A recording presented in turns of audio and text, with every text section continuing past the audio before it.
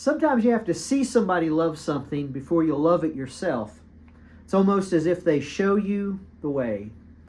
That's from Donald Miller's book, Blue Like Jazz, and every time I read that, I'm reminded that just like Donald Miller needed to see a jazz musician completely enraptured in his music before he would like jazz, for many of us, we need to see other people in love with Jesus before we begin to love Him ourselves. And in that way, they show us the way.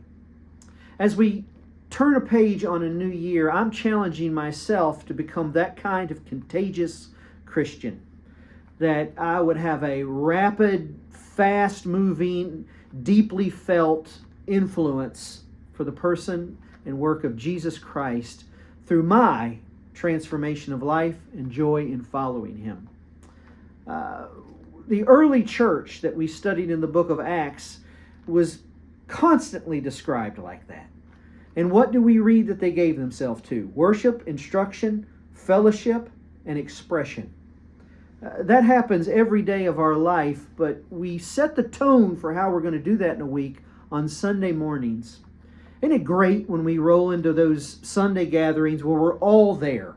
It's a big Sunday, and it's not just about the numbers of the crowds. It's about there's an energy in the room. We sing louder.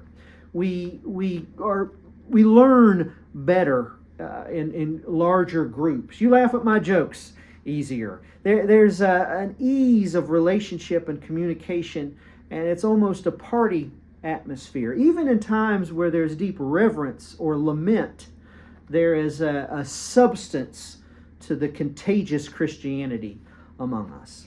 I want to challenge myself and you for the rest of the year to commit to Sunday morning gatherings, attendance. 3 out of 4, perhaps. Not that there's anything special out of 3 out of 4, or I'm going to keep a roll or anything like that.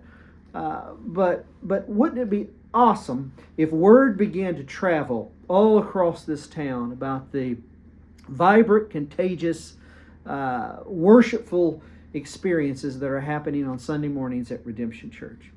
In order to help kick that off and get us all in the habit of that this Sunday, I'm starting a new series on the names and titles of Jesus Christ that will lead all the way up into and on the day of Easter. And as we examine the names of Christ, we will get a deeper and more passionate enjoyment of who He is.